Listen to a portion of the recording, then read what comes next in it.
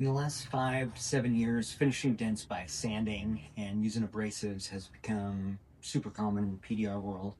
And in my honest opinion, I think it gets used a little bit too much. It's easy to wind up using sanding as a crutch, and I still see a lot of people doing it the wrong way. One of the first problems I see is just sanding prematurely. Guys sanding and thinking it's going to finish the dent for them. It's not. You need to get the metal flat before doing any sort of sanding. You're leaving peaks and valleys and making it really easy to cut through the paint in the clear coat. The other thing is not finishing the buff and polish process. You need a minimum of a 2-part compound and polish. I still see a lot of guys using cutting compound and a small drill buffer. And guess what? You're still leaving swirl marks all over the place. You need an orbital and a random orbital buffer and a series of different compounds from heavy cut to polish. Over here, I've got my shop setup. It's got everything I need to buff and polish. I have a 4-part paint correction system over here. And on this side over here, I've got my travel setup. 20 years ago, you were kind of at the behest of power cord and an outlet. But today, that doesn't apply. DeWalt makes these awesome 20-volt orbital and random orbital buffer that you can take with you anywhere.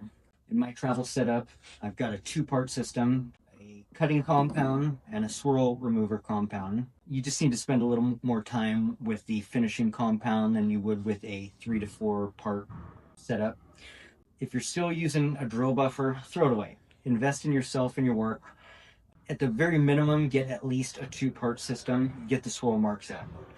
When I finish a dent, I want the paint to look better than the rest of the car, not worse. Sometimes you can't see the swirl marks if you're inside or you're in the shade. You might need to bring the car outside into the sun and just double check and make sure they're all gone.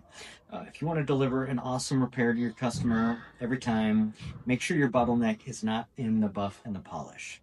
So on this cart, I have all my compounds and polishes, my pads, rags, cleaner, got my random orbital, my buffer. I got some more pads over here.